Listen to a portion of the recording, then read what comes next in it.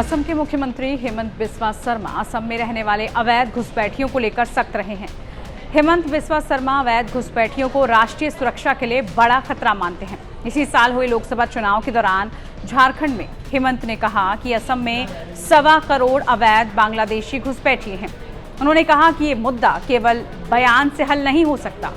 CM Sharma ने कहा कि एक गंभीर समस्या बन गई है और असम के लोगों ने अपनी पहचान खो दी है, लिहाजा असम को घुसपैठियों से बचाने के लिए वो कई कदम उठा रहे हैं।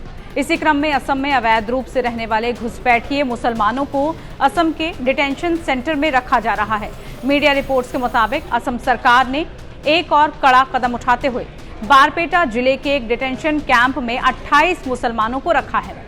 अवैध घुसपैठिए सीमा के जरिए भारत पहुंचे और कई राज्यों में फैल गए। असम में तो दलालों का एक नेटवर्क है जो रोहिंग्याओं को त्रिपुरा में लाते हैं, वहां से असम के करीमगंज और फिर देश के बाकी हिस्सों में लाया जाता है। यह बयान खुद हेमंत बिस्वा शर्मा दे चुके हैं। उनके मुताबिक असम के कई जिलों में अवैध मुसलमान रह रहे हैं। पिछले साल उन्होंने कहा कि इस मामले पर उन्होंने त्रिपुरा सरकार के साथ केंद्रीय एजेंसियों से मदद मांगी है ताकि अवैध घुसपैठियों को रोका जा सके। अंतर्राष्ट्रीय सीमा से अवैध प्रवासियों की घुसपैठ में मदद करने वाले बिचौलियों, उन्हें यहां सुविधाएं देने वाले लोगों और सहयोगियों के खिलाफ भी कड़ी कार्रवाई की जा रही है। असम सरकार लगातार ऐसे अवैध घुसपैठियों की पहचान कर रही है। घुसपैठ रोकने के लिए आवश्यक उपायों के साथ साथ निगरानी भी बढ़ाई गई है। इसी सिलसिले में जब बारपेटा जिले में 28 अवैध मुसलमानों के रहने की जानकारी हेमंत सरकार को मिली, मीडिया रिपोर्ट्स के मुताबिक फॉरेनर ट्रिब्यूनल ने उनके दस्तावेज की जांच की तो शिकायत सही पाई गई और सभी विदेशी निकले।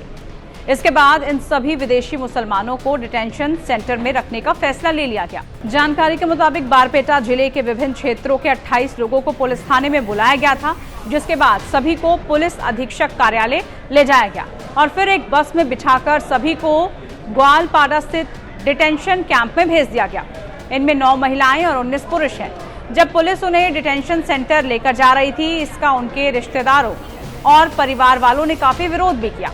दोनों तरफ से चीख पुकार मची हुई थी।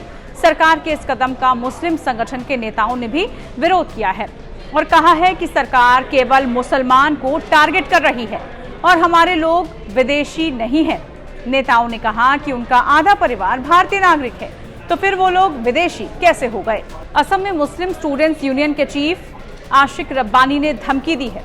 मीडिया रिपोर्ट्स के मुताबिक रब्बानी ने आरोप लगाया कि 28 लोगों को फॉरेनर ट्रिब्यूनल के जरिए डिटेंशन कैंप में रखा गया है, जो पूरी तरह से गलत है। जिन लोगों को डिटेंशन कैंप में रखा गया है वो सभी भारतीय हैं। उनके पास भारतीय होने के पूरे दस्तावेज हैं। भारतीय नागरिक होने के बावजूद भी उन्हें आज फॉरेनर ट्रिब्यूनल के जरिए डिटेंशन कैंप में रखा गया है। ये पूरी तरह से गलत है। हम इसका विरोध करते हैं। उन्होंने एक तरह से हेमंत बिस्वा सरकार को धमकाने के अंदाज में कहा है कि अगर आने वाले दिनों में और मुसलमानों को डिटेंशन सेंटर में रखा गया तो वो उग्र आंदोलन भी करेंगे। असम में अवैध प्रवासियों के घुसपैठ का मुद्दा सालों पुराना है और प्रदेश में सीमा पार से घुसपैठ का मुद्दा आज भी वैसा का वैसा ही है। रब्बानी की इस धमकी के बाद राज्य में ये मामला और ज्यादा तूल पकड़ सकता है। इस तरह की तमाम अपडेट्स के लिए और देश दुनिया की तमाम बड़ी खबरों के लिए अब देखते रहिए टाइम्स नाउ भारत डिजिटल। नमस्कार।